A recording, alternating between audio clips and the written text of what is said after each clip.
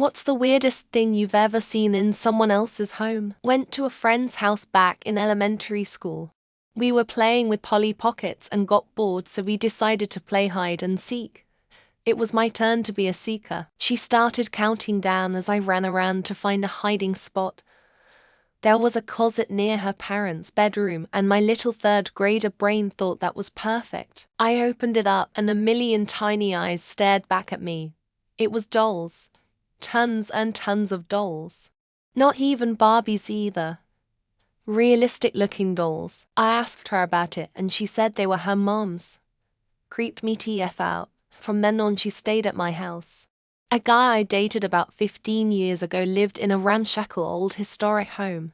It had not been properly maintained. It would have been lovely if it weren't crumbling and full of mold and probably a shitload of lead paint as well. The unfinished stone basement had a windowless dungeon in the far back corner, with raw stone walls.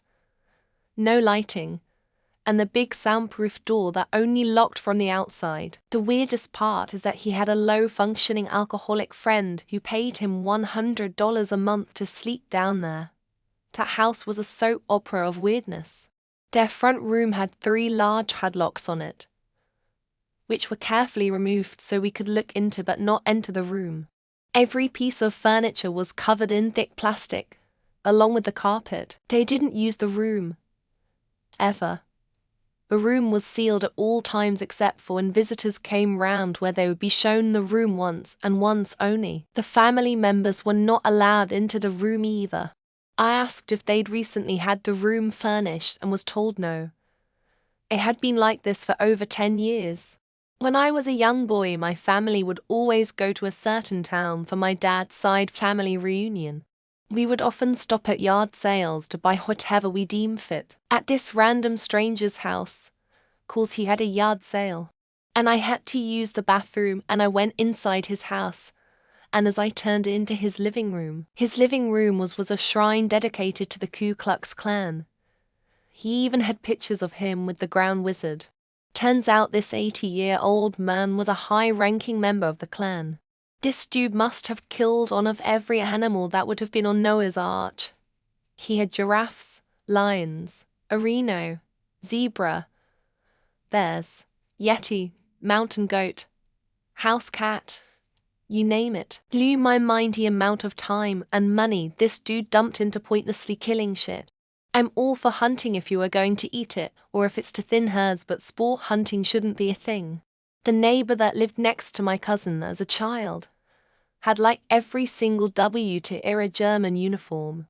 It was almost exactly like that scene from Father Ted with Seamus Fitzpatrick. I know people would likely see my shelves full of anime figurines, including some spicy waifu ones, and probably think I'm a weirdo, which is fine. I visited a home with 2 parents and 1 teenage daughter. All of the deadbolts were double-sided, so that you needed a key both to get in and out. A lot of the time they just left the key in the inside part of the door, effectively functioning as a handle. But it creeped me out and made me wonder why the choice was made. A lit shelf full of dildos in their apartment. They claimed they're unused, they like to collect funny ones. I seen people collect knives and guns on display. And in the scheme of things, if people collected more dildos instead, maybe it would be a better country. Senior year in college. A couple relocating and selling their car. Their walls had huge photos of her in crazy new poses and close-ups of straight-up porn. I had a hard time talking about the car. Ended up not buying it. A family Bible, a gigantic Bible, like easily 2 feet long, 1 feet wide and 3 inches thick. It was on a podium and open to a random section. I was told not to touch it. No, they were not religious. A statue of a jackal, carved by hand from a block of wood. If you looked at it from a certain angle, it resembled an erect penis. This was deliberate, and an impressive job of carving. I have to admit, I knew someone who had a casket in their living room. They added a top and use it as a coffee table. They also plan to use the same coffin when the time comes. Odd but also clever, I think. My friend's brother, 17-ish, was topless and massaging his topless mother's back in her bedroom.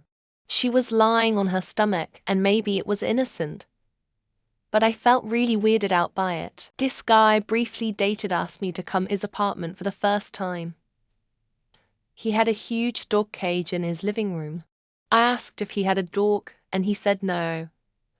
It was so creepy. They let the dogs and cats into the basement to go to the bathroom even though they had a fenced-in backyard. The whole house smelled, even the kids when they went to school. This guy's toilet was open in the living room without walls, panels or anything to keep your privacy. He was using it freely and was expecting people to do the same. Not seen that heard my friend's mom told him to masturbate later today.